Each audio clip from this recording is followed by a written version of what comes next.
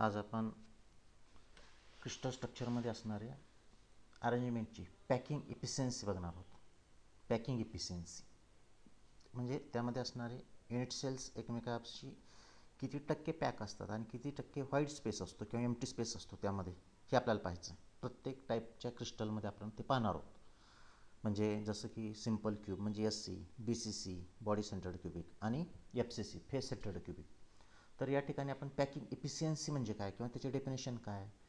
It is the fraction or percentage of total space occupied by spheres. पार्टिकल्सनी किती जागा व्यापली किंवा particles occupied the space in that crystal structure in percentage called as packing efficiency. It is the fraction or a percentage of total space occupied by sphere called as packing efficiency. आता packing efficiency कशी काढणार आपण, तर या ठिकाणी हा formula आहेच.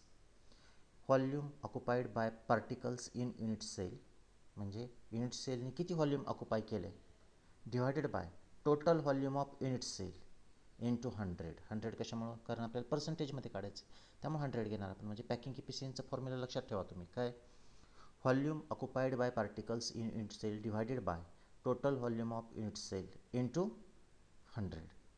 ठीक आहे.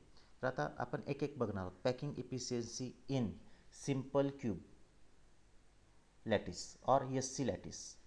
तर या ठिकाणी सिम्पल क्यूबमध्ये जो सिम्पल क्यूब आहे त्यामध्ये आपण जर बघितलं तर या दोन किंवा एका बाजूचा किंवा एका फेसचा जर आपण विचार केला तर अशी 4 ॲटम असतील किंवा 4 पार्टिकल एका बाजूला असतील. तर त्यातल्या फक्त 2चा विचार करणार आपण. हा क्यूब आहे, इथला एक ॲटम आणि इथला एक ॲटम, हे दोघं एकमेकाला टच असणारच आहेत किंवा टचिंग असतंच. इथं कोऑर्डिनेशन बरोबर काढतो किंवा प्रत्येक क्रिस्टल किंवा प्रत्येक पार्टिकल क्रिस्टल स्ट्रक्चरमधला काय एकमेकाला टच असतो. म्हणून इथले जे स्पियर्स आहेत किंवा पार्टिकल्स आहेत किंवा ॲटम्स आहेत एकमेकाला टच आहेत. ठीक आहे. तर आता यामध्ये आपल्याला काय करायचं, हा सिम्पल क्यूब आहे. हा जो क्यूब आहे तो सिम्पल क्यूब आहे. तर सिम्पल क्यूबमध्ये आपल्याला माहिती आहे किती ॲटम्स असतात total. In this primitive or simple unit cell 8 atoms of elementary present at 8 corners. 2 atoms in contact along with edge AB. हा एज AB आहे किंवा एज लेंथ आपण याला म्हणतो आपण स्मॉल a. जसं इथं 2 सेंटर्स आपण जोडले दोन्ही ॲटमचे तर एज लेंथ मिळते आपल्याला. एज लेंथ ही आपल्याला माहिती आहे किती आहे, स्मॉल a आहे. आणि इथून इथपर्यंतचं पार्ट म्हणजे काय असणार आहे, एका स्पियरची एका पार्टिकलची R रेडियस आणि ही दुसऱ्या पार्टिकलची R रेडियस. म्हणजे याचा अर्थ काय बघा. आता त्यातली पहिली स्टेप आपण बघणार आहोत सिम्पल क्यूबमध्ये. रेडियस ऑफ स्पियर, स्पियरची रेडियस काढायची आपल्याला. तर in simple cubic unit cell in SC unit cell particles or spheres at the corners and touches each other along the edge. एजला पार्टिकल एकमेकाला टच झालेले असतात. A face of simple cube unit cell is shown in figure. आत्ताच आपण पाहिली ती figure. It is evident that A equal to R plus R that is 2R.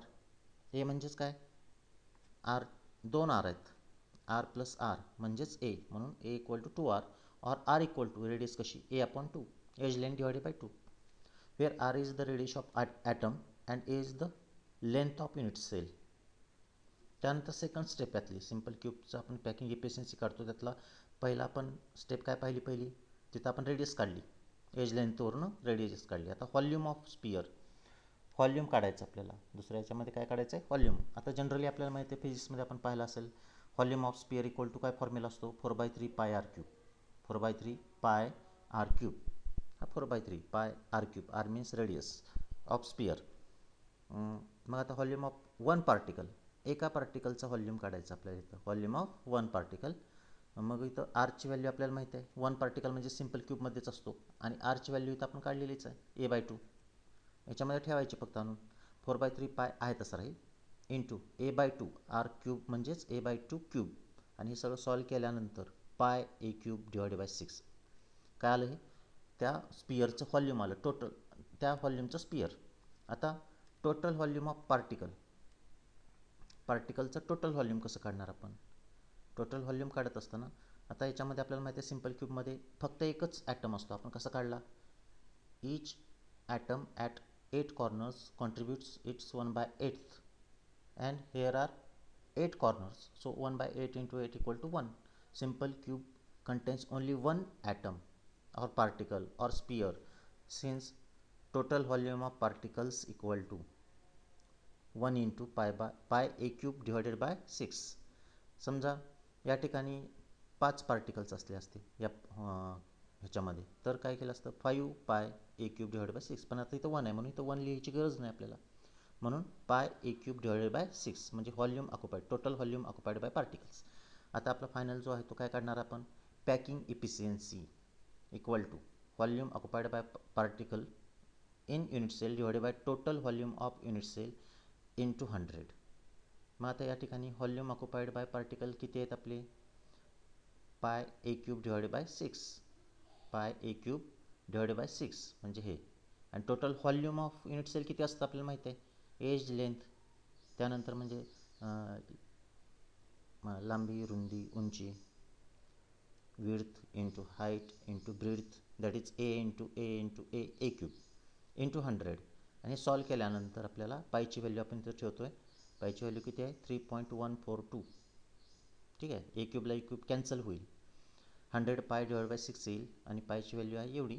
आणि हे झाल्यानंतर किती आलं पर्सेंटेज, 100 इंटू केल्यामुळे पर्सेंटेजमध्ये डायरेक्ट आपण लिहिले त्याला, किंवा 100 नाही लिहिलं असतं तर आपली व्हॅल्यू किती आली असती 0.5236 आली असती, पण इथं इंटू 100 आहे, पर्सेंटेजमध्ये घ्यायचं आहे म्हणून 52.36% म्हणजे 10 in simple cubic lattice 52.36% of total space is occupied by particles and 47.64% is empty space, void space किंवा void volume याच्यामध्ये एवढा असतो, खूप जास्त असतो.